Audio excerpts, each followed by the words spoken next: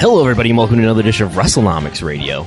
Today, for 45 more minutes, it is September 19th. It is a Thursday, and I'm Brandon Thurston, and I'm joined by my friend again, Chris Gullo, to discuss the latest in wrestling business news.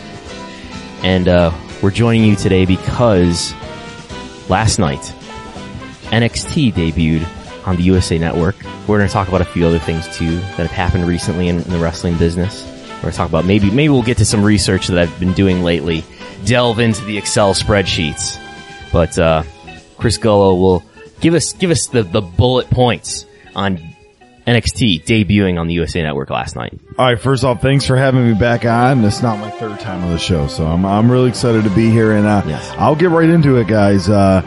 WWE NXT debuted on the USA Network on Wednesday night at 8 p.m. in the Eastern time slot, and the first hour was watched by 1.179 million viewers. It ranked number 4 on cable that night, and that's about half of Raw's audience on Monday, though. NXT was viewed by 841,000 in a special one-time airing back in December 13, 2017. In a 7 p.m. time slot, but that also, if I remember, wasn't like it wasn't a live show. No, that was a tape program. Hey, this was what NXT is all about. Yeah. The second hour, it did air on the WWE Network. It will also air there next week. Both hours will air live on the USA Network starting October 2nd, and that, of course, is the night that AEW Dynamite, which we just found out, begins airing weekly. That's what the guides say. That's what the TV guides say. WWE did provide a comment to David Bixenspan for a Deadspin article in August on the notion that NXT is a counter program to WWE on Wednesday nights, and the quote was, "It isn't called counter programming if you continue to air a series on the same day time that has been nearly on for 5 years. Perhaps you'll ask AEW about counter programming NXT." And then if AEW did decline to comment to Deadspin on that question. By the way, David Bixenspan, I really want to be in between the sheets, but that's a side note. Also, Dave Meltzer, of the Wrestling Observer newsletter, he revised an earlier report saying that the value of the NXT TV deal, and we kind of talked about this Yes. The last time I was on, with USA, is worth $60 million over 2 years. In other words, $30 million a year on an average of $600,000 per week. And then, Triple H, he actually, wanted to address the fans' concerns on a CBS Sports podcast, saying Vince McMahon wouldn't be more involved in NXT once it airs on the USA Network. Well, as far as the product changing, I always want the product to change and get better, from my point of view. So will it hopefully get better? Yes. Will that be, will Vince or anybody else's involvement, change the core of what it is? No. The intent is not for them to be involved. The one thing that people don't give Vince credit for is none of this would happen without him. NXT doesn't exist. The concept of it, the brand of it, the idea of it, of being this alternative brand doesn't exist without him saying it exists. Right. And that, that is part of what makes it great is his ability to let us do that. And then his ability to step back and say, now this is what it is, but I'm not going to change that because it moves to a different platform. It's successful for a reason, and I want that reason to continue and grow. Truth is, everything in WWE has his fingerprint on it, even NXT, because I've sat under his learning tree for 25 plus years. And a lot of the things that I do were learned directly from him. So, it definitely has his fingerprint. Everything in the company has his fingerprint, but we're not looking to change NXT. He's not looking to get involved, and trust me, he's got enough stuff going on. NXT is going to be what it is and what it has been as an alternative and a much more, for our core base, for the people that are just super passionate, really into what we do, as opposed to being just kind of a sort of a casual fan. For the people that are really into it, this is a brand for them. They're going to feel like this is home for them. And, if anything, we'll just make it more of that. Okay. So there's Triple H with, some comments, I think, trying to calm some fears that fans have that Vince is going to get his hands on NXT. He's going to ruin NXT. But he's also the ultimate, the game player, the politician, really putting over Vince McMahon to say, fingerprints on everything. I've sat under his learning tree. Everything in WWE has his fingerprints on it. So in other words, you can thank, it's really Vince McMahon who's really inspired and made NXT into what it is. Triple H is saying there, you know. I tend to believe that, NXT will be a Triple H program. I know we talked about last time we recorded here that maybe there would be a situation where NXT would start to lose to AEW, and then maybe Vince gets his hands in it. Impulsive, yeah. Maybe. I mean, that's a possibility. But and it's easy to be cynical, I think, and to say, wow, you know, it's a wrestling war and AEW is going against WWE here. Of course, Vince is going to get his hands involved in it. But, I mean, now we're sitting here. It's Thursday night. You and I have watched at least part of the NXT program that aired on the USA Network, and it looked like a Triple H program to me. And I think for the foreseeable future, I think it's going to be a Triple H program. So. Yeah, it still did everything NXT does. Showcases a lot of different talent. Doesn't lose anybody in a shuffle. Intriguing storylines. It did all that. My thing when I start to think about it too is maybe because it doesn't go on the road and it's gonna be just at Full Sail, and maybe that's why Vince doesn't want to get involved. Well, you know what? They've been doing it down there. Whatever, you know, that is his thing. I feel like if it goes on the road, maybe he gets more involved. Or we like said, this is just now. And 1.17, and I don't know if you want to get that yet, but I mean, this is just now. He's probably like, oh, it's pretty good. But I think if they go on the road or they start losing the ratings, then I think he gets hands on. Maybe not over the top, but you know what, you guys, send Kevin Owens over there. And the other thing we need to point out is it's going to be a pretty tough schedule, at least for Vince McMahon if he wants to have his hands on Raw and on SmackDown. So Monday Raw, Friday SmackDown. Whatever schedule. And you're dealing with two different networks between Raw and SmackDown now too. Yeah, whatever schedule he has to deal with while doing whatever it is he's going to be doing for the XFL. And a Wednesday program that's going live every, Wednesday in Florida. So can a human being be in more than one place at one time? No. So I don't know. But let's talk about the viewership number, which was again, 1,179,000. I had a moment earlier this afternoon before the number dropped on Showbuzz Daily at 4 p.m. Eastern. I was thinking maybe it's going to be more like 2 million or something like that. And I was looking at, but obviously I was wrong. But luckily I didn't go public with that prediction. But I was looking at Google searches, and Google searches for NXT on Wednesday night exceeded Google searches for SmackDown on Tuesday night, which I thought was interesting. And I'm sure we're going to see going forward a lot of that initial interest decline a little bit, just because it's the first time, so there's going to be a surge of interest in learning about what's going on. I'm sure I would expect the viewership number next week to be a little bit lower for NXT next week than it was this week. And then we'll see what happens when they go head to head with AEW. We'll get into I'm going to make some really long-term predictions about, I guess, what I think is going to happen as this all plays out in this totally new era of wrestling that we're sitting in here at the very cusp of, where we're going to have for the first time in almost 20 years I guess there was that moment in 2010 where Impact was going. There was a couple weeks head to head with Raw, but we're going to, I think this is a different level, and I think there's a more trustworthy opponent here. But yeah, this is a totally new era of wrestling. And so again, it's the NXT, number 4 on cable on the night. So that's pretty good. I think it's interesting to look at the demographics here. You look at the demographics for NXT, compare it to Raw or SmackDown. Raw or SmackDown's audience, while larger, again, the Raw audience, if you took Monday's Raw and you averaged the 3 hours together, it's about double that, of the NXT audience.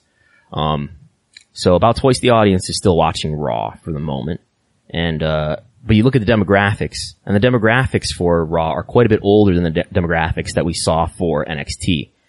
And in this slew of information I've made you read today, Chris Gull, I've given you a column graph where you can see the number of people, or the P50 plus demographic is pretty big for Raw and SmackDown. In fact, it's their biggest demographic, I think. And, but that graph, that bar is quite a bit smaller for NXT, and the P14 to 49, I'm sorry, the P18 to 49 demographic, which is also often referred to as the key demo.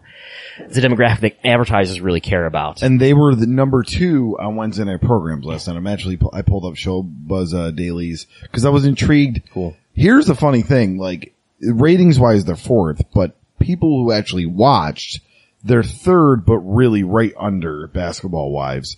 Number 1 was American Horror Story, which I expected that. Yeah. That was debut episode. But their American Horror Story is the highest 18 to 49 demographic, and then number 2, is NXT. Yeah. And when we talk about rankings, that's the big one there. Yeah. And when we talk about rankings, we're talking about the ranking. Showbuzz Daily ranks them by 18 to 49. That's the demographic that advertisers care about a lot. I think the philosophy is people over the age of 50, they've already created all these brand loyalties, so it's harder to sell them new products, whereas people who are younger, it's a little bit easier. Yeah, so there's that. Is there anything else we want to say about this before we get into really big predictions here? Gullo, any questions? I think they should just be happy with the first night results. It was a good show, but they didn't do anything. Like, I feel like they are saving surprises and they're saving things.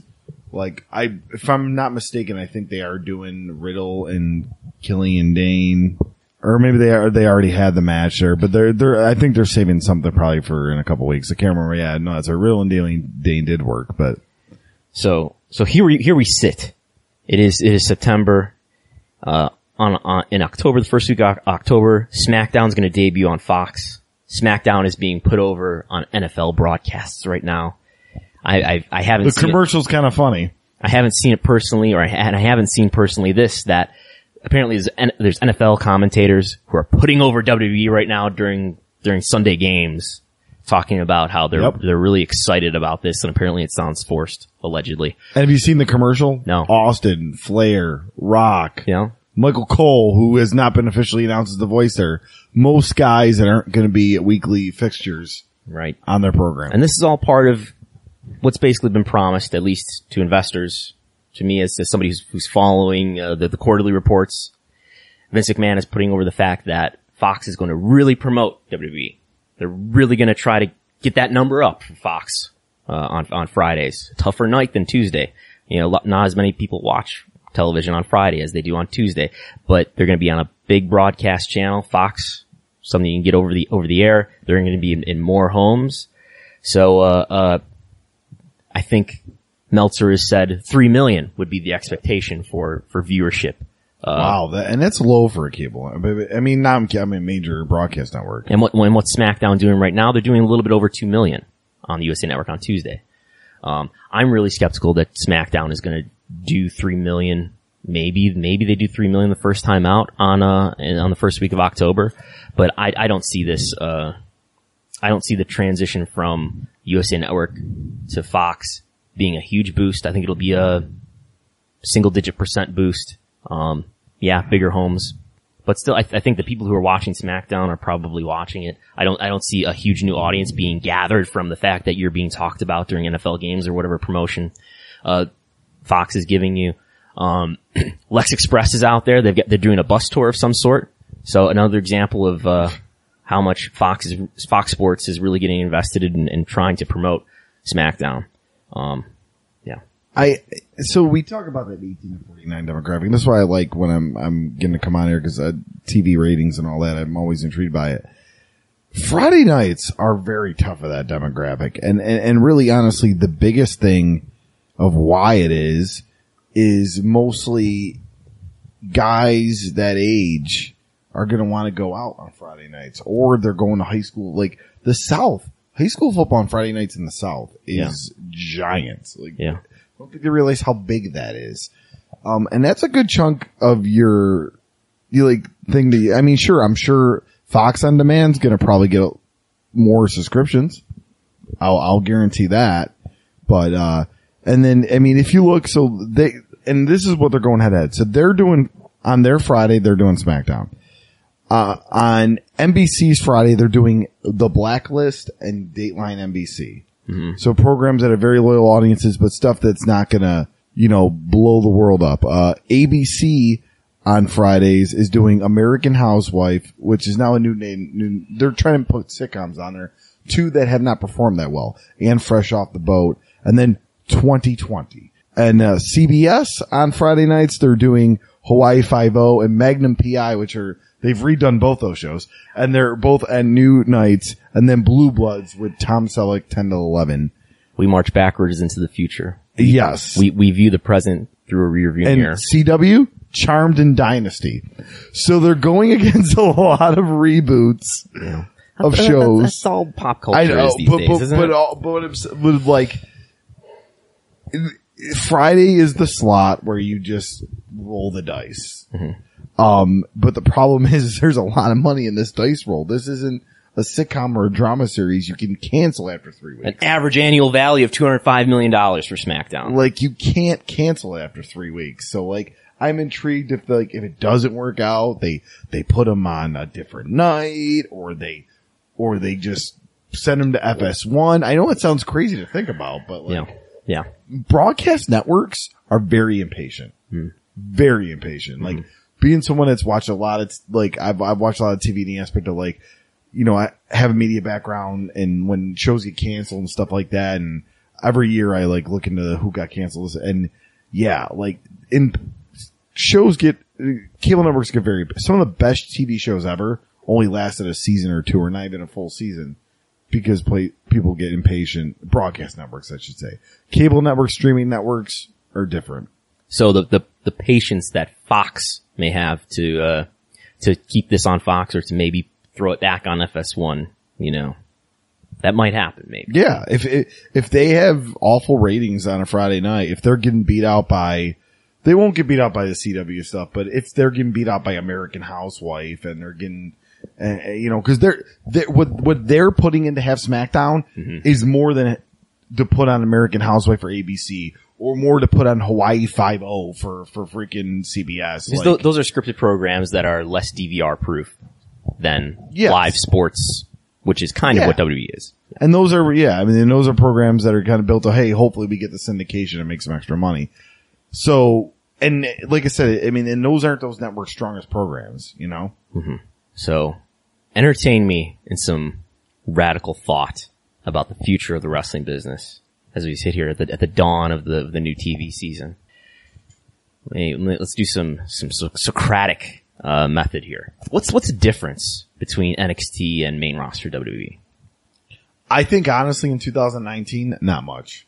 I think other than maybe your few iconic guys like Randy Orton, Brock Lesnar, like Seth Rollins, but everybody else you could say, you know what, he would fit right back in NXT. Like it wouldn't weird you out to see Andrade back in NXT. It wouldn't weird you out to see like Cesaro back in NXT. I think when you think about the wrestling business, you kind of think about it there's 2 things that are really key to making wrestling successful or happen, right? And these 2 things are content. I think Heyman said this somewhere. Content and distribution. And what's the difference now? Let's take, a week ago, what was the difference between NXT and main roster WWE? Certainly the distribution was different. NXT was airing on the WWE network, for the less than 2 million subscribers that network has. And Raw and SmackDown are in 90 million homes in the United States on the USA Network. There's a huge difference in content, in my view. I think, main roster WWE is pretty poor content. The wrestlers are talented, but, the TV product itself, not that good. The NXT product, pretty good. Got a lot of talented wrestlers there too. Younger wrestlers in most cases, maybe less developed wrestlers in some cases, in a lot of cases. But, I think the difference in appearance certainly is that you're sitting there at Full Sail in front of 400 people or whatever, as opposed to being, having the visual and the perception of being in an NBA, NHL size arena. That's worth something. Having the legacy behind you of of people who have gotten into the habit of watching Raw every Monday and watching SmackDown every whatever day that SmackDown's airing on. All the legacy that's built up behind their brands like WrestleMania, all the value that has in the annual habit of building to that huge event. The ever increasingly frequent return of various legends like The Undertaker and Steve Austin, which has happened recently on Raw and SmackDown. So, but I think just from all that stuff aside, just from a content aspect, NXT content way better. Distribution now equal. Yeah, I mean, it's equal to Raw. I mean, SmackDown technically will be higher distribution. Mm-hmm. So, I can see maybe 4 different buckets, 4 different paths that we may travel down as we move onward into the future here that I'm going to go through that you don't know about. I do not, and I'm very interested to hear these though. So scenario 1, we call the status quo case, which is the case in which the pro wrestling hierarchy doesn't change. WWE business ventures remain viable and stable. And the way I would see this case playing out goes something like this. SmackDown viewership improves moderately after its move to Fox. Viewership remains strong enough to stay on Fox, to keep all those TV executives happy, doing well enough, whatever that means, whether that's 3 million viewers weekly, whatever it means. And although viewership may continue to decline with Raw and SmackDown, Raw remains the number 1 show on the USA Network, remains in the top 3 on Monday on cable. NXT and AEW viewership, regardless of which one's going to lead the other, each remain almost always below that of Raw or SmackDown. So Raw and SmackDown still maintaining their top spot as the leaders of this wrestling industry, and NXT and AEW somewhere below that. NXT attendance, because it's on the USA Network, might grow moderately, but average attendance for NXT always stays somewhere below 4,000, which is about what WWE main roster shows are averaging, whether that's a house show or a TV. AEW may far into the future, a year or 2 from now, they roll out a live event strategy. AEW's average attendances also stay below 4,000 and always at least just below that of WWE main roster. And then let's say, I guess I'm thinking out into like 4 years from now, 2023. By then, the Raw and SmackDown deals are coming closer to their end. WWE is gonna have to renegotiate new TV deals. And because they've been doing pretty well with Raw and SmackDown, they managed to stay on Fox, haven't been booted to FS1. They're doing well enough on the USA Network, despite being in this media landscape where maybe things overall on linear television are declining. They still rank number 1 in this scenario.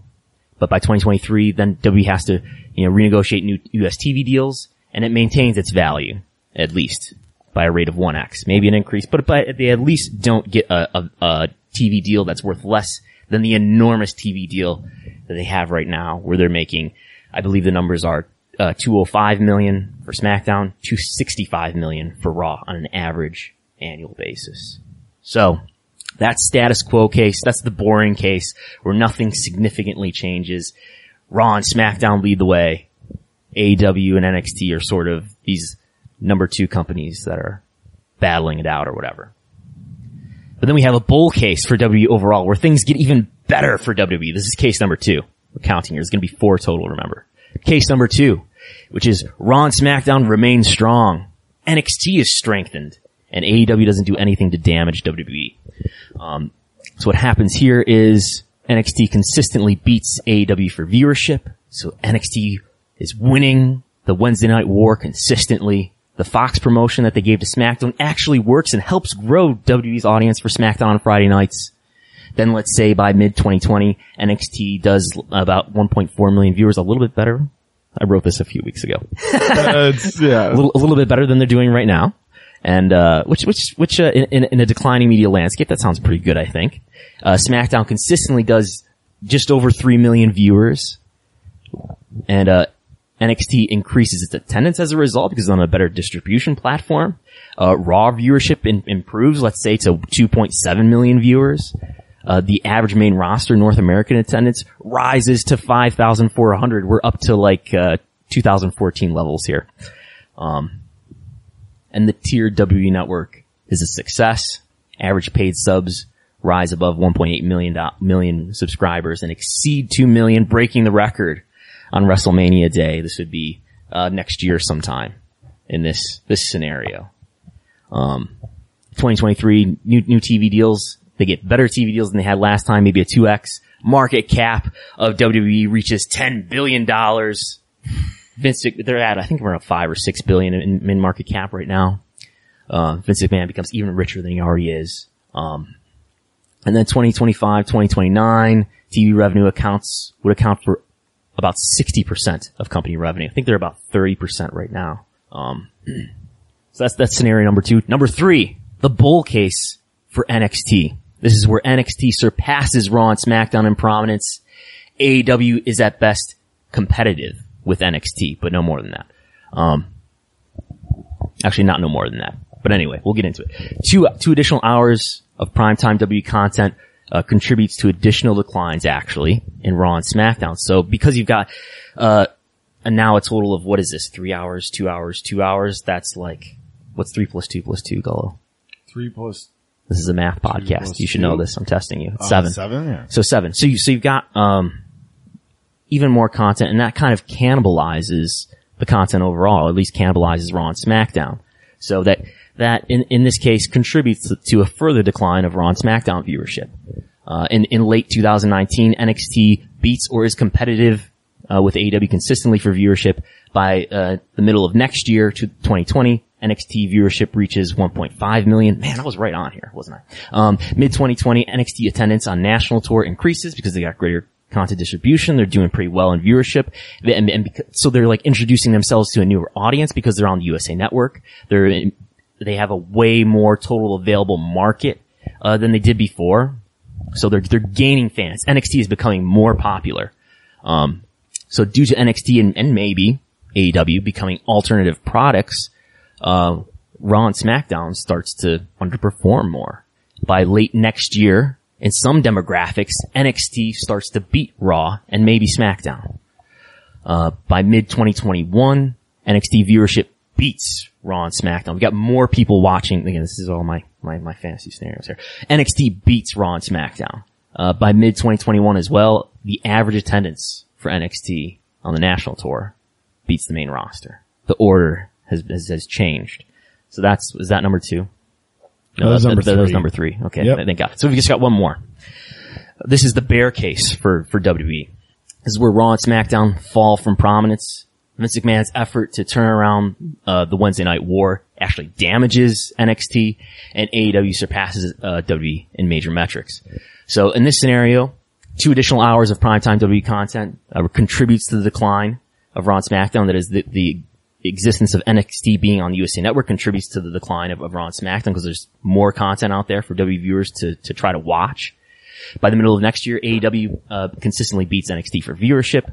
By the end of next year, in an effort to help NXT, because they're losing the battle, Vince McMahon takes greater control of the brand. But because Vince McMahon is Vince McMahon, he actually contributes to the decline of NXT. Viewership further declines for NXT. Attendance for NXT shows suffers. In some younger demographics, AEW begins to beat Raw and SmackDown by late next year. Also, AEW around this time, let's say, would roll out a live event strategy. In 2021, AEW viewership becomes greater than 2 million and exceeds Raw and SmackDown viewership that start to fall below 2 million. SmackDown viewership, especially in young demographics, declines further. Viewership falls below 2 million. AEW North American average attendance in 2021 starts to beat WWE main roster average attendance. SmackDown is moved off of Fox and onto FS1.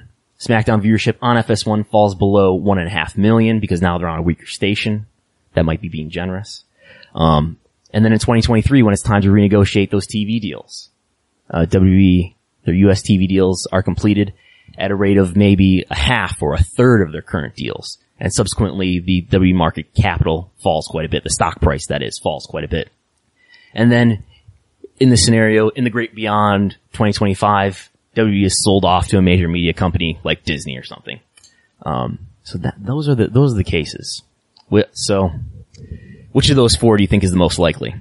I hate to say it, but status quo. Yeah, that is the safe bet.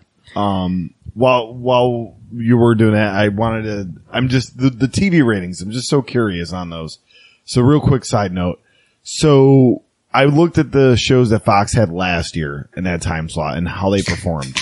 Last Man Standing, the Tim Allen show, highest rating over 8 million people. Lowest 4.2. The show that followed it, the Cool Kids, didn't perform as well. Highest 6.8, lowest about 3.2. And then Hell's Kitchen, which was the 9 to 10 time slot, highest rating was 3.2, mostly performed in the 2.1, 2.2 category.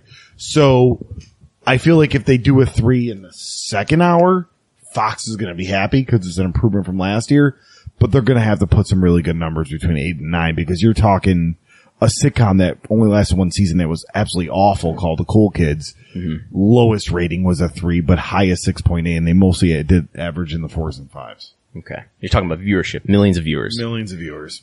So if Meltzer's thinks 3 is a good number for him, I don't, looking at Fox executive may not think that.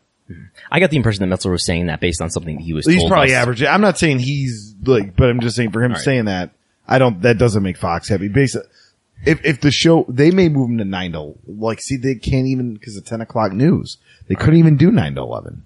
All right, let's make some predictions here.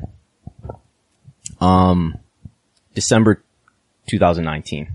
What's the wrestling program with the highest viewership? December. Monday Night Raw. I know that sounds crazy, but I want to say SmackDown, but I'm thinking Monday Night Raw. I'll say SmackDown. We'll revisit this. Remember, December 2019. December 2019. Which program has the higher viewership, NXT or AEW? I think AEW. AEW. Okay. Let's go further down. I think by 2021, I just can't see, I think there's a value in this legacy of Raw and SmackDown being these, legacy programs. But I just can't see with alternative products out there, once people start to get to know what these brands are about and start to understand what they're about, and they get to create stars on the level of having these distribution platforms that are as big as the USA Network and TNT. Like, why would you continue to watch Raw or SmackDown other than out of habit? And how long does it take? I guess there are just older people. And I guess that's sort of what I was laying out in that scenario. Is what you're going to see, what I believe you're going to see is the older audience sticks with Raw and SmackDown longer. The younger audience, gets more and more depleted from Raw and SmackDown. The younger audience for NXT and AEW, gain more ground. And by the way, that's the audience, the younger audience that advertisers care about more. So I think maybe within 2 years, and it could be wrong, we'll revisit this podcast in 2 years. I think we're going to see NXT maybe number 2, AEW number 1. I see the biggest issue with NXT, surpassing, and I can't really speak for AEW because they don't have, they're one company, one show. But I can't see NXT surpassing Raw and SmackDown because once they start, Vince will just go, oh, well, we got to take that guy, put him on Raw. We got to take this guy on SmackDown. We're on the network. Oh man, this Velveteen Dream, put him on Raw. Like, that's what I think's going to happen. Right. Once they start getting hot, they're going to get picked apart. And then just bring the new group of guys. And I think they're going to consistently, I think they'll do well, but I think he'll just, keep, moving guys over. Yeah. So, because Raw's his baby. At the end of the day, Raw's his baby. Yeah. And SmackDown's the biggest legit deal he ever got in his life. Like, as far as TV. So like. Well, maybe, okay, let me see if I can compete with this idea. Maybe NXT, in a sense, is hurt by the fact that they're getting stars from NXT taken away from NXT to go to Raw or SmackDown. Wouldn't there also maybe be some trade-off back from Raw or SmackDown to NXT to take some stars who aren't really doing anything on Raw or SmackDown to be Okay. I see your point. And there was a time where ECW was kind of getting, not on the NXT level, but the ECW program on Sci-Fi was getting pretty like when Swagger was feuding with Goldust and Christian, and I was like, wow, these guys. And then Swagger's on SmackDown, Christian's back on Smack, like, and then it literally was Kozlov versus Ezekiel Jackson, like it once those, and that's where I don't think they're going to replace the same type of caliber. So let's just say, for example, and I'm not trying to disregard anybody's talent, but let's say, for example, Velveteen Dream and Adam Cole are part of the success of why NXT is they're beating AEW and they're almost beating Raw and SmackDown or whatever. And then Vince sees this and Vince wants Adam Cole on Raw and Velveteen on SmackDown. But then in return, he sends the B team. I don't think it's going to be lateral moves. It's not like he's going to be like, all right, we're going to put Velveteen Dream on SmackDown. You know what? Let's send Kofi over to NXT. Yeah. I don't think that's what they did, you know? So, let me fortify what I was saying earlier, because I realize what I'm saying is pretty out there to a lot of people. So it's not just content, not just, it's a too blunt and too broad of a way to say it that it's about the quality of the content, but that a lot of things in the wrestling industry have changed over time. And it takes a lot to adapt to wrestling, to stay relevant, to stay economically relevant and successful. But the one thing that hasn't changed since the beginning of wrestling time, since Gotch and Hackenschmidt, which is over my head right now. Literally I have a picture of Gotch and Hackenschmidt on my wall. The thing that hasn't changed is that wrestling is about stars economically.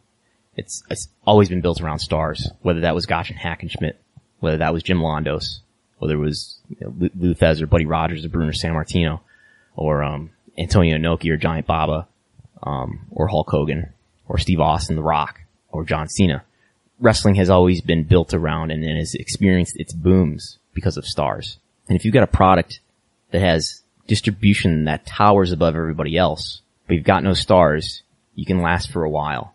But if you don't have stars and others around you, or at least one around you and an off-brand of your own around you, you have now got an equal distribution platform, a very comparable distribution platform.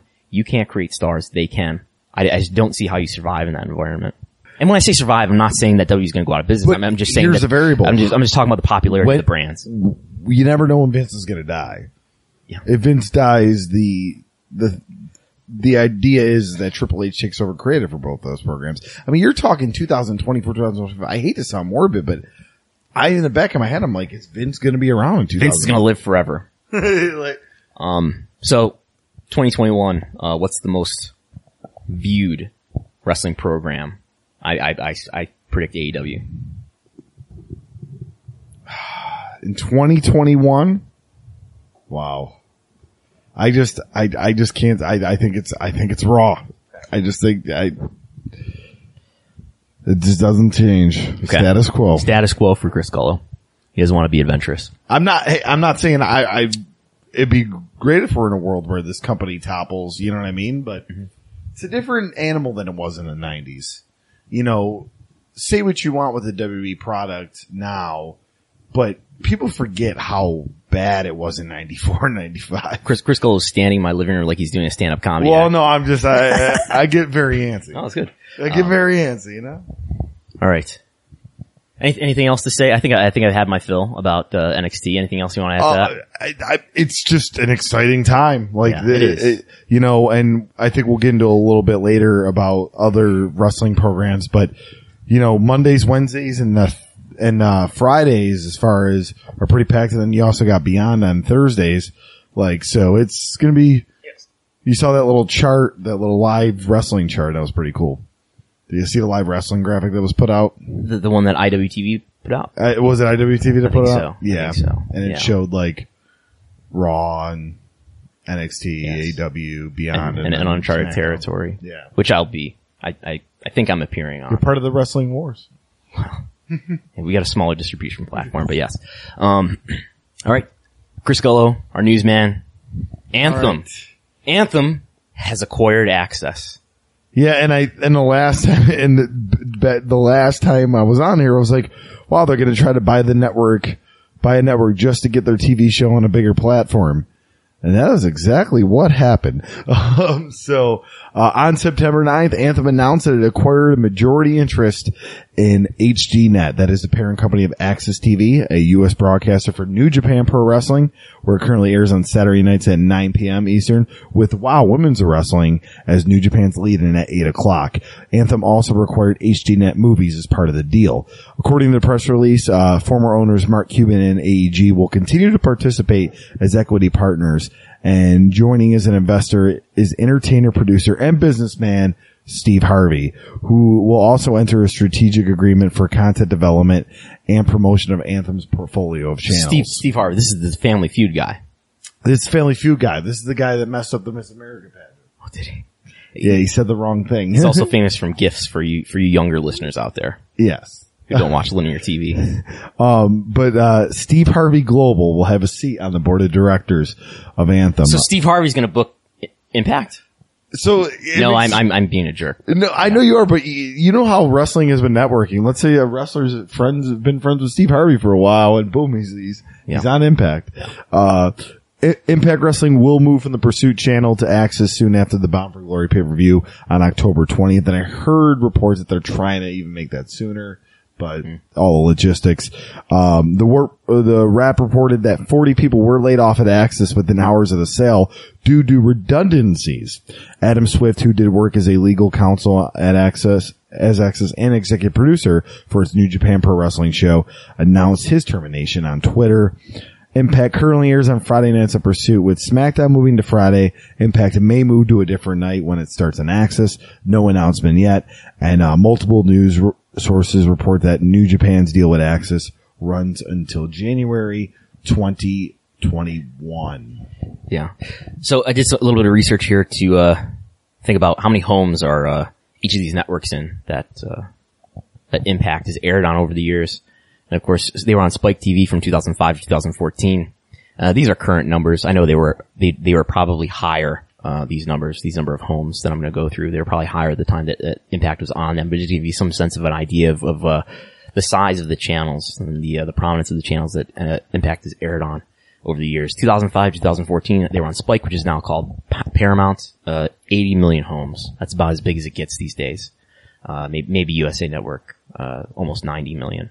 So that's maybe 90% coverage, I would say. 80 million homes. Then they moved to Destination America in 2015, 45 million homes. That fell in half. Then they were on Pop TV, 67 million homes from 2016 to 2018. Pop TV, more homes, but known as a channel that not that many people are watching, so more homes, but still lower ranked. Pursuit, that they're currently on, 35 million homes. We can't even get reports on what the viewership is oftentimes for Pursuit because the audience is probably just so small. But AXS, 50 million homes. So Pop, as you pointed out to me earlier, Pop TV has a larger coverage than AXS. But the narrative coming out of Impact and Anthem is that that's not the case, that this is life changing for Impact, and honestly I really wish them the best. I mean, this is a great time, and I hope every wrestling company that's on television continues to grow. But if we're going to start making comments about this, I've said this time and time again. When the best time to go into a time slot is when there's already a built-in audience, and Tuesday freaking nights are going to be wide open. And if I am, and they own the network now, so if I'm Impact and I'm Anthem, I'm putting Impact Tuesday nights, 8 to 10 o'clock, and I'm buying commercial slots to air on SmackDown next week until until they move to Friday nights. Say, hey, Impact, like Tuesday night wrestling still on Tuesdays. Impact on AXS. Well, that's what AEW wanted to do, but they weren't able to do it on TNT. They wanted to be on Tuesday night Dynamite. They wanted to be on Tuesday nights because of that built-in audience, like you said, that exists currently, established by SmackDown, which is airing on Tuesday nights. So no, I agree. That's a good idea. And there's nobody else, there's no other wrestling program on Tuesday. Nope. And I mean, you look at the schedule like, oh, what about Tuesdays? What do Tuesdays ever do? You definitely don't want to be on Saturday. And Saturday night is where, New Japan and, WOW Women of Wrestling is airing on AXS. I feel like they'll air like Explosion with that, probably. Yeah. You know, throw that on for a third hour. Sunday's a pretty bad night, and Sunday's going to go against pay-per-views and whatnot. So, and you don't want to go against uncharted territory on Thursday. We'll blow you out of the water. So, Tuesday would be the best night. I think Tuesday would be the best night. Yeah. Like, MLW's still on Fridays, aren't they? Or they're on Saturday. No, I think they're on Saturdays now in BN Sports. Right. But Impact has, listen, the way Callis is talking in D'Amore is they have a chance to gain prevalence again. Well, this is it. It's a better network. It's a better network. Tuesday nights, go for it. Yeah. I'm calling it here if they should do it. Yeah. No, that sounds like a good night. So now the parent of Impact, Anthem, owns the broadcaster, the U.S. broadcaster, for New Japan Pro Wrestling. What does that mean, Chris Gullo? Does that mean that Impact's gonna say, hey, you gotta divorce with Ring of Honor and you gotta be friends with us now? I don't think it's that big of a deal where that, my theory is it's just like a distribution deal. Yes, they do produce it a little bit differently, the American commentators and stuff like that. But for example, like, I'll bring up, ITV, for example, right? ITV owned World of Sport. Mm-hmm. But they wouldn't, if they say they carried New Japan Pro Wrestling for a syndicated show, they wouldn't have any power to tell them, you gotta start working with Rev Pro and you gotta work with us. This isn't TV Asahi. They're Japanese broadcaster. Yeah, yeah. So, which they air on at like 2 a.m. or 3 a.m. Yeah, so I think it's just like it's almost a syndicated program. It's not, but it is. I could tell you that I'd rather watch it like, let's watch on a streaming service or like New Japan World and stuff. Yeah. I don't watch New Japan on AXS. I don't. I'm a Sling subscriber now, so I have access to I'm AXS. A Sling subscriber too. So, so once in a while I may, but a lot of that stuff's also dated too. It's not live. Yeah. So it's been more up to date lately than it was originally. But yeah, so what's going to happen here? I don't think New Japan's going to forge a relationship with Impact. At least not in place of its. They haven't with WoW. At least not in place of its relationship with Ring of Honor. If anything, we'll get to it. But, no, I think New Japan's got a contract through January 2021. When that contract is up, maybe there's other suitors even out there for New Japan other than AXS. So we'll see what happens with that. I think New Japan is really not interested in working with Impact, even though it's under very different management now than it was when New Japan had its earlier relationship with then Total Nonstop Action. But no, I think New Japan's gotta know that Ring of Honor, is at least from live events, area of business Ring of Honor is for the moment doing better than Impact, although Impact is running more events now than it was, the year before. So maybe that suggests something, in the neighborhood of, maybe Impact is doing better in the live events aspect, than they would before. I would venture to guess so. I think that's their goal now. I think now that they are kind of out of TV purgatory. Yeah. I think now their goal is we want to grow to be at least larger than the Ring of Honor. Not saying but like to get into at least that atmosphere. Yeah. But somebody from New Japan, reached out to me and asked me for attendance numbers for Ring of Honor and Impact. And I gave them some information about that. So I think that was a while ago, and now I think, well, maybe that's what they were up to there. They were trying maybe they knew something like this was coming. So, but yeah, I think they're really sour on the relationship with Impact and what happened with Okada and all that. So I don't see that happening. They misused Nakamura. They misused a few guys, like. So yeah, I think, but it's interesting to see what happens going forward with the relationship with Ring of Honor and whether the relationship with Ring of Honor, continues to exist. I think once Wrestle Kingdom comes and they see whether or not they want to get Kenny Omega for that, and we'll see if there's some relationship that gets established with New Japan and AEW. I think there was a hold up in having any real flirtations between New Japan and AEW until the MSG show happened. Obviously, the MSG show has come and gone, and I think Wrestle Kingdom is the next landmark on the horizon here to see what happens, if anything is going to happen between AEW and New Japan. And it looks like Impact is really focusing on their relationship with AAA. They basically partnered with them for the MSG show at the Hulu Theater. And, they're airing that this week on AXS. Oh, okay. The AAA show. So you could possibly see AAA get a US deal on Anthem. That could be something. Maybe. So, rumors. Unsubstantiated rumors from I believe the source on this is a Reddit user who is supposedly credible, who suggested that maybe, Anthem was trying to purchase Ring of Honor. Maybe. If I were Sinclair, I think this would be a good time to get out of Ring of Honor. I don't know if Sinclair is understands exactly what's happening in the wrestling industry right now. I have no frame of reference to know that or not, but I think they would look at like the attendance numbers and see that the MSG show is a huge success and maybe gives a lot of credit to Ring of Honor for that. And when in fact it was, I think, New Japan that largely drew that crowd, or maybe even the anticipation that there would be talent on that MSG show that was not actually on that MSG show because of AEW happening. But I gotta think that there's some business metrics for Ring of Honor, that have got to be visible to Sinclair that have declined, recently. If you take out the MSG show, attendance appears to have declined quite a bit. I can imagine, merchandise sales have probably declined with the absence of people like the Young Bucks and Cody. So, and who knows what maybe there's some pay-per-view buy, numbers that they look at too. I'm sure Honor Club's subscriptions are steady, but probably Fight TV. Yeah. Numbers probably down. Yeah. But really, do I expect this to happen? No, I don't expect this to happen. A sale of Ring of Honor to Anthem. No, I don't, is Sinclair maybe thinking about it? Possibly, but first off, I just think it's a dumb move right away to do that. You just get on a bigger network, grow your brand, and then maybe let Ring of Honor's value go down a little bit more, and as far as money-wise, and then make a ploy, but. Yes.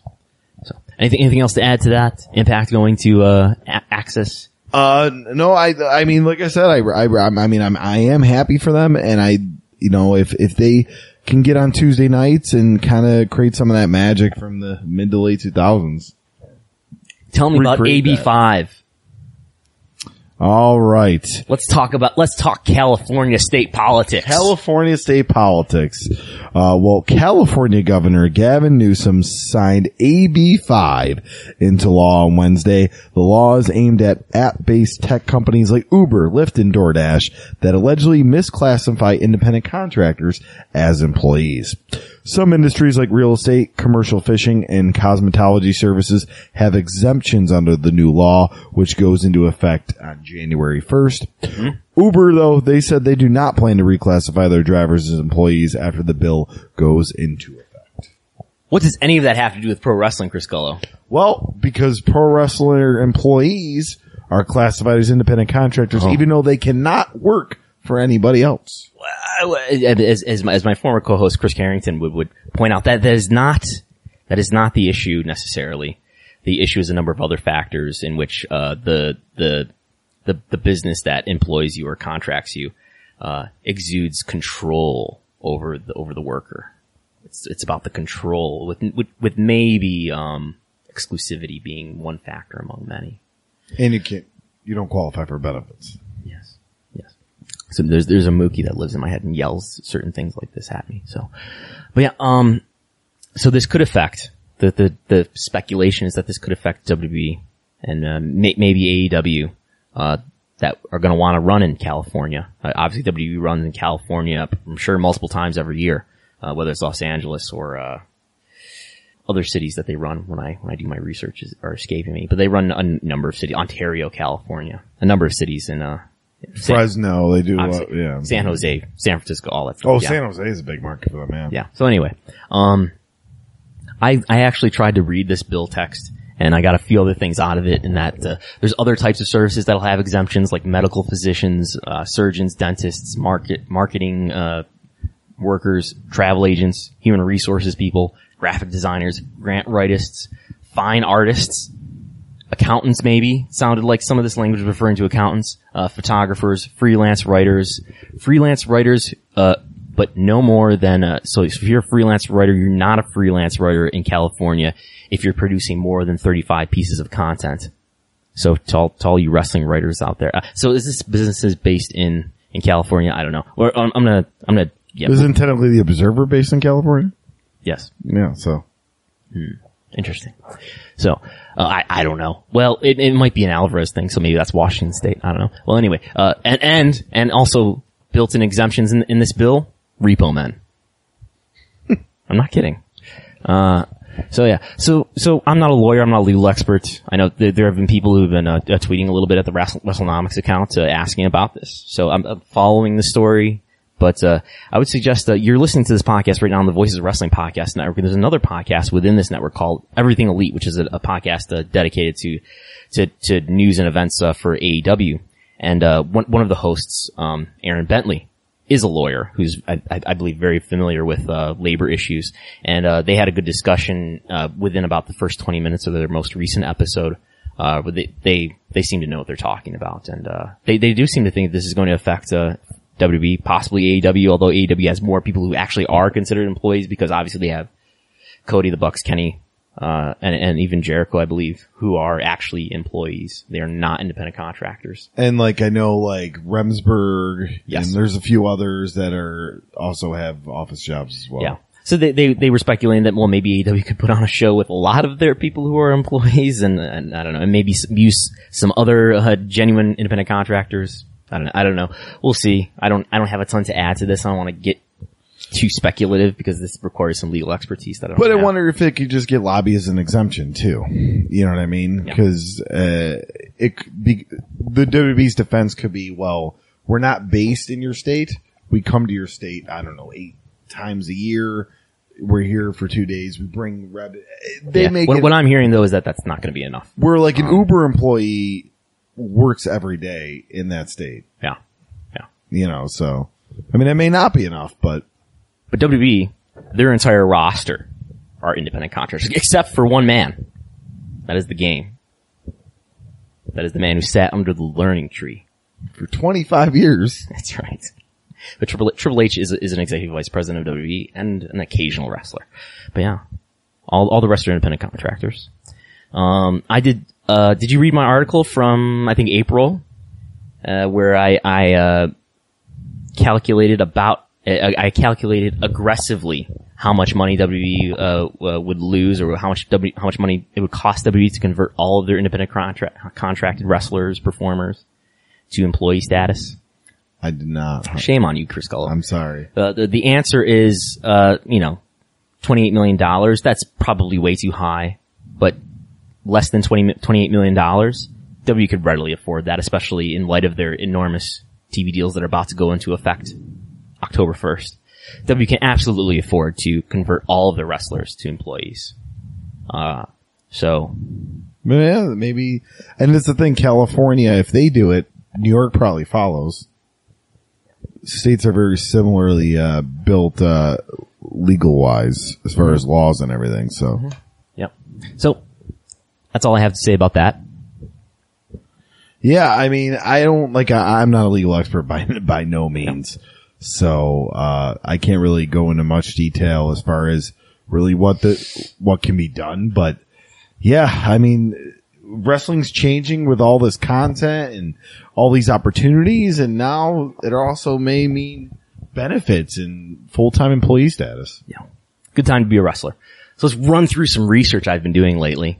This might be fast. We'll see. I've been doing some research. This category is called Wrestlers of the Decade.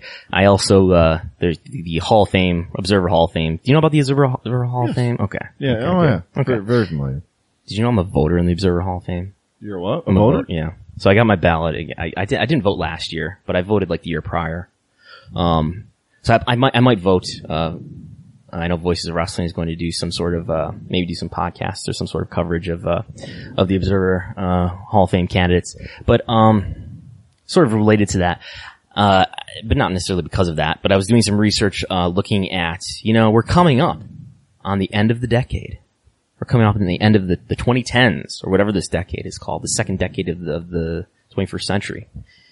And, you think of wrestlers of the decade, you think of the 80s, think of certain wrestlers, think of the 90s, you think of certain wrestlers, you think of the 2000s, you may think of certain wrestlers, and you think of this decade. Who should we think of as some of the top wrestlers of this decade? So, This is what I've been doing, what I did, on one night. This is what I do in my free time, Chris Cole. I go into cagematch.net and I load up, I looked at the Cage Match, has a voting system where, people who log into Cage Match can vote for, they can rate certain matches. So, you look at, they have, these categorizations where you can look at the top 100 matches of each decade, except for the 80s, I guess, because there's fewer there. They only have a top 50. So they have a top 50 for the 80s, they have a top 100 for the 90s, for the 2000s, for the 2010s. So, using that data, I came up with some lists of who are the wrestlers who had the most top matches, most highly rated matches for each decade. And I think we get a pretty intuitive list of who are the top wrestlers that you think of when you think of like the decade of the 80s. Number one for the 80s, you're looking at it. Ric Flair. It'd be more fun if, but no, that's good. So you get Ric Flair and Jumbo Flair. Tsuruta, Ricky walk Choshu, over here and guess. Ricky Choshu, Tatsumi Fujinami for the 80s are the top wrestlers there. Ric Flair by a fair margin is number one. Then you go to the 90s. Did you spoil yourself in the 90s yet? I didn't see so that. who's the top wrestler of the 90s? I mean, in my opinion, it'd be Stone Cold Steve Austin. And when I say top, I mean, I'm just talking like, these are the ones who had the most matches that were the most highly rated. Oh, probably Shawn Michaels. Mitsuharu Misawa, of course. That's, Mitsuharu Misawa, Kenta Kobashi, Toshiaki Kawada.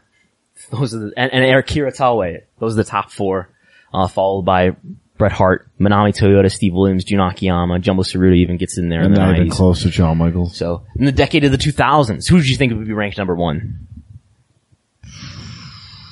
Oh, that's I'm trying to, In the year 2000 to 2009. 2000 to 2009. It's gonna be somebody from Japan. It just seems like it. Quick guess. Kobashi? No. Well, he's up there. Bryan Danielson. Oh! Bryan Danielson's got 19 matches rated in the top 100, followed by Samoa Joe with 10, Kenta, Edge, Triple H, Shawn Michaels. Shawn Michaels actually rates higher in the 2000s than he does in the 90s. Wow. Yeah. That's weird.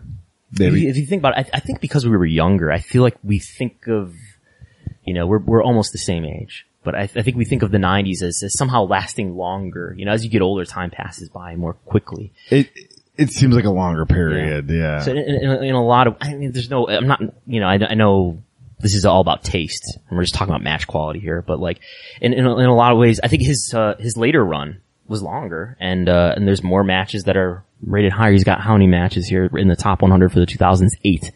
In the 90s, he's got 5, And I think that the later era, the later decade is more generous to match quality in that fans became more aware of match quality, and so wrestlers and promotions made more room for match quality than they did in the 90s.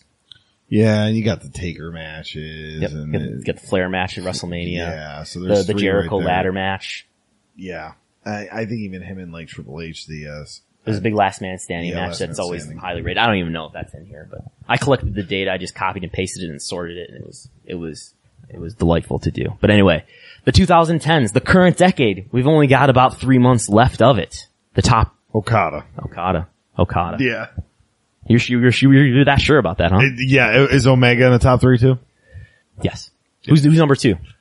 And this is all, again, this is the taste of whoever is on Cage Match, I guess. But I think this is a consensus hardcore wrestling fan taste. Okada, Omega.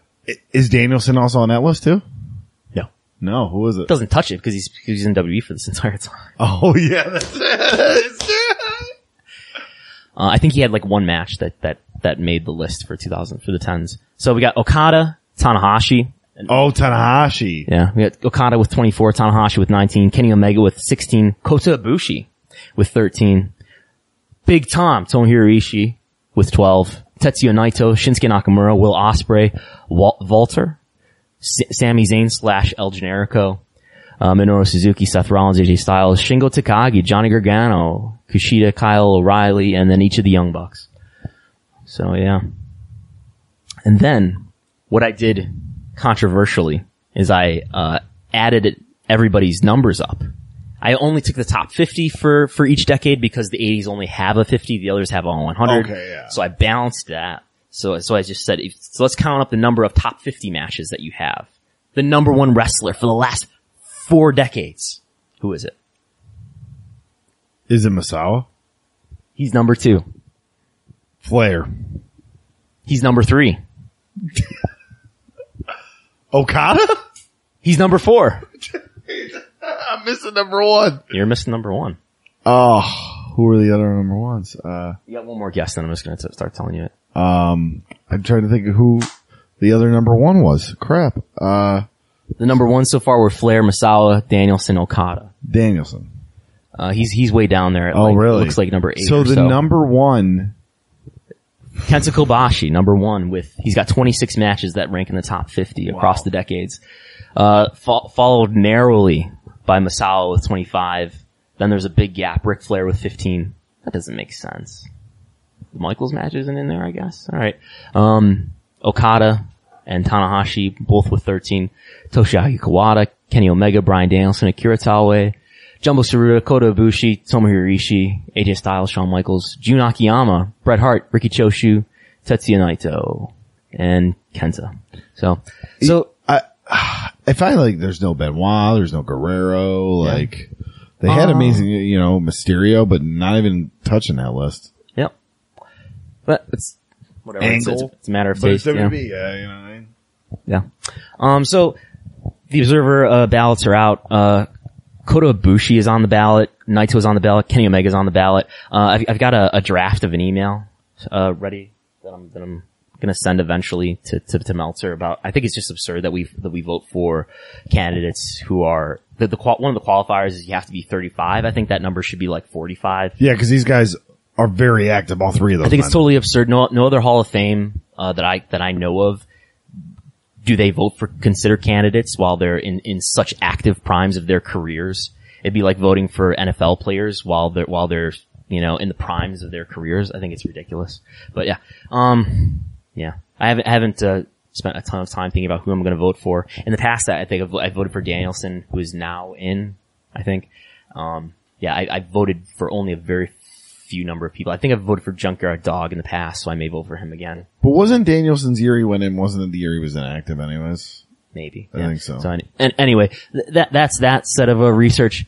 Totally different research. I did an update of some research that I did a couple years ago. The WWE pay-per-view predictive model using Google search data to predict if there was no WWE network. You're gonna pee. Okay, so I'll take. Oh, I didn't want you to say that. No, that's fine, cause. So this predictive model where I use Google search data to predict if there was no WWE network, what would the pay-per-view buys be for each WWE pay-per-view? Of course, like the way we think about Wrestlenomics really changed after February 2014, where we used to get pay-per-view buy numbers that Meltzer would report, or you would extract from WSEC filings and quarterly reports. But we don't do that anymore. Well, or at least we kind of get some numbers still that tell us, what the pay-per-view buys were for various WWE shows, but they're obviously enormously cannibalized at this point by the existence of the WWE network, because obviously the pay-per-views are on the network. So, just some highlights from this. So why is this even worth doing? Because as it turns out, Google searches are a pretty good predictor for how well a pay-per-view would do in terms of buys. So, to prove this point, or to at least to test that hypothesis, I took, weekly Google search data and matched it up to the pay-per-view buy data. And when you break these things out in terms of like, you break out all the Mania pay-per-views and compare the searches on that week to the buys. And I broke out SummerSlam, and I broke out Royal Rumble, and I broke out Survivor Series, and I broke out B pay-per-views, and each one of those has a category. You get the average difference, or I don't know how to explain this, but something like that. You get the average difference here, and you can make a prediction usually within a few percent of what the buys actually were. And I compared the predicted buys from the pre-network era to the actual buys, and most of them are pretty close, to make a long story short. And so we look into this post-network era and look at, well, what was the biggest WrestleMania? Let's try to make a prediction about what the biggest WrestleMania would be in the post-network era. If there had been no network, actually, and there had only been pay-per-view. What do you think the biggest WrestleMania would be, 2014 or later. If there was no network, You already looked at this data and spoiled yourself, though. 2014 or later? Yeah. Probably 14. Cause that was the year that you had. 2014. WrestleMania 30. Yeah, it's 30, it's Lesnar and Undertaker, it's Daniel Bryan. Yeah. According to this model, the biggest one would be WrestleMania 32. That's the Texas Stadium. That's in Dallas. 101,763. Actually, there were only like 80,000 paid there. But anyway, yeah, that's the biggest one. So that even would beat out the Trump Mania in 2007, which actually, got 1.25 million pay-per-view buys, would break Trump's record. I've got WrestleMania 31 coming pretty close, to that at 1.24 million. Under this model, we get pay-per-view buys declining. In reality, pay-per-view buys did decline from 2008 onward to 2013. Where there were annual pay-per-view buys in total in 2007 were 5 million. Then they started to decline down to about 4 million, 2009, 3.5 million in 2010, 2011. If this predictive model is reliable, we'd get up to 4 million buys in 2014, 4.5 million buys 2015, over 5 million buys 2016, 4.77 million buys in 2017. But then 2018, things declined to 3.5 million buys. And in this year so far, I'd be at 2 million. That's really not worth going into because we're only in a partial year. But what I get from this is that, you get some evidence here that maybe pay-per-view really was, viable still. And it looks from this study that, if this model is reliable and continuing to predict pay-per-view buys. The network looks like a really poorly executed decision in hindsight. As great as it is for the customer to only pay $10 a month and to get all the pay-per-views and to get all the other content and all the other library that comes with the network and to get NXT as part of that package and so forth, everything that's on it. Great for the customer. But WWE could have made, I think this, how reliable do I think this is? I think this is fairly reliable. Although I do want to see like this experiment, bear something worthwhile and something truthful. But it looks like, WWE, of course, had to spend a lot of money to start this network up. So all the money that they would have made from pay-per-view, all the profits that they would have made in 2014, they didn't make any profit in 2014. The network / pay-per-view segment in 2014 was in a negative. So like what really happened here is they spent a ton of money to invest in this network. And in reality, I think if they would have continued to do pay-per-view, continued to put their pay-per-views exclusively on pay-per-view, and maybe rolled out the network in a way that didn't cannibalize their pay-per-views in the way that they would have made more money. But luckily for WWE, they're in an environment here where they get enormous TV rights, and they've become increasingly profitable and broken all their financial records regardless. So under this model, I even went through all the financials and I tried to predict, what would be pay-per-view results be today what would pay-per-view profits be today if there was no WWE network? Is the network more profitable than pay-per-view would have been? It's making more revenue for sure. Yeah. Because it's all in-house. They're not sharing revenue now with a pay-per-view provider. But it's not more profitable. What have I got here? I've got the pay-per-view being, more profitable in 2015 and 2016, and only in 2017 does the network become more profitable. But at this point, they put so much money and they've lost so many millions worth of profit. In this case, when I say profit, I mean OIBDA, using numbers that I got from W financial filings where they use operating income before depreciation and amortization as their profit metric.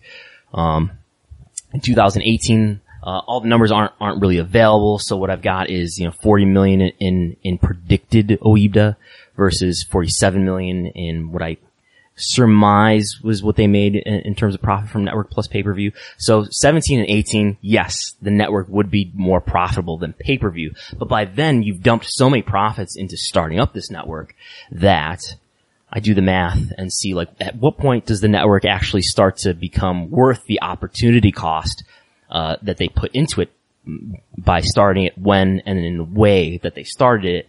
And at least at the current rate, and this doesn't take into account that, yes, there's going to be a tiered network this year where they're going to get more money per subscriber out of their subscriber base.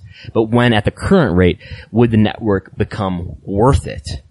It would take all the way to 2025 before it would be worth it. And again, this is all kind of based on, well, if this predictive model is really reliable. But that doesn't even take into consideration the cannibalization that the network caused to the digital pay-per-views, to the home video entertainment, video sales. But I think the biggest one of all, and the one that's a little bit, harder to even predict or harder to see, is the effect that the network launch, timing, where it coincided with, WWE's TV deals in 2014 being renegotiated. And by Vince McMahon's own admission, which he admitted, I believe either in Variety or in a conference call during a quarterly report, he admitted that the timing of the network being so close to TV rights negotiations, made for disappointing TV rights negotiations in 2014. I think they were drumming up maybe they would get a 3x increase. And in fact, I think they got like a 1.5x increase. So this cost them many millions of dollars, to launch the network when they did it. Of course, they got a huge, great deal and a great increase in this current round that goes into effect October 1st. But it cost them, I've not even begun to do the math, but it cost them tens or hundreds of millions of dollars to launch the network. When they did, it cost them a lot of TV rights revenue.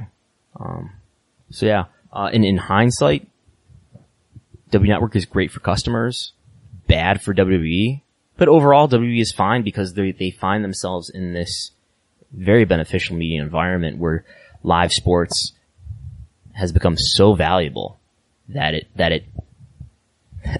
makes their business almost impossible to destroy and almost impossible to kill. I think WWE has not created stars well.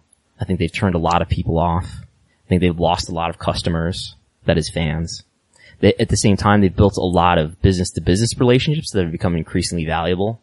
That is in terms of advertisers, and they've built a lot of business-to-business relationships with TV broadcasters. They've created really no new stars here, other than they try to make Roman Reigns. So, yeah. TV rights have made them an unbreakable business. And that sort of leads us to another topic where I looked at, I standardized, average attendance, I standardized the W Google searches, I standardized, merchandise revenue and average network subs to a standard of 100. And it looks like there's this tipping point in about 2017 where, the metrics that I just mentioned all start to downturn. And I think about I've been thinking sort of vaguely, what happened in 2017? Is there some event that happened in 2017? Or was there some great change in 2017? Do you have any guesses? 2017. The push of Roman Reigns? No, that started years before that. Well, what happened in 2016 was, at the very end of 2015, John Cena went down with a shoulder injury. He came back in 2016. He had 25 matches on house shows, 12 matches on TV. Of course, up to that point for years, starting in 2002, John Cena wrestled, almost every week on television. He wrestled in a lot of years, over 100 house show matches. In 2017, John Cena wrestled, 22 TV matches, 45 house shows. Last year, 2018, he wrestled 14 TV shows, 13 house shows, and so far this year, he's wrestled twice on TV, 6 times at house show. And I think I think there was a number of factors that caused WWE to find themselves in the situation that they're in. Or I should say, there's a number of factors that account for and cause the downturn in 2017 that I found. And I think John Cena is one of them. I think he's maybe the biggest one that's affecting that. I guess except for you could have created stars in his place, and they haven't created stars in his place. Yeah, it's our last big made star, and yeah, when he declines. And I think it's sort of clever the way that I don't know about you, but like I didn't even really think about that too much. Like it's clever the way they've just sort of slowly phased him out. So you don't think like, oh, John Cena's gone. Well, I don't think of the year either where he was, you know what I mean? Cause then like there was time where like him and Rusev in the mid card, that was like 4 or 5 years. I mean, that was San Francisco WrestleMania. Yeah. So like, you don't think it was only 17 where he like really started to be around less. Yes. Linda McMahon has made a number of political donations so far in 2019. This is tracked. You can look at this for yourself on FEC.gov. Her 2019 contributions so far total $1.5 million. She has donated $360,000 to the Trump Victory PAC. She has donated $1 million even to the America First Action Incorporated PAC, which is a super PAC that she also listed as her employer on that donation. And she's donated hundreds of thousands of dollars to other GOP-related causes. Vince, I looked up Vince. Vince has made no donations so far in 2016, or so far in 2019. And he's made no donations since 2016 when he, most notably, he made some donations to the Marco Rubio campaigns. That's all I've got. I do want you to read one thing, but first plug your, plug whatever you want to plug, Chris Gullo. Thank you for joining me. I mean, yeah, you can just, you can follow me, on Twitter at Chris Gullo. You know, really just right now I've been, working really heavily with Empire State Wrestling and Squared Circle Project. Those are my two biggest focuses right now. So we just got done doing a over 2.5 hour podcast for ESW. Yeah. So Inside the Empire, check that out. I'm working on getting some cool wrestling and comedy stuff, on the pike. I know we're doing like a podathon, which I'm also doing comedy at, on October 13th, which would be very cool. So, okay. You can follow me at Brandon Thurston, follow me at Wrestlenomics. And come here, I want you to read. Tell me about, tell me about, I'm glad you're letting me do this. Tell me about the Houston Roughnecks. Well, the Houston Roughnecks, resolute, ripping with heat.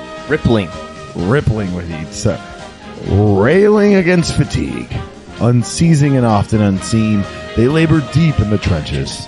Mercenaries in the muck, brawlers in the blackened dirt, not just for 3 hours, not just when the lights are bright.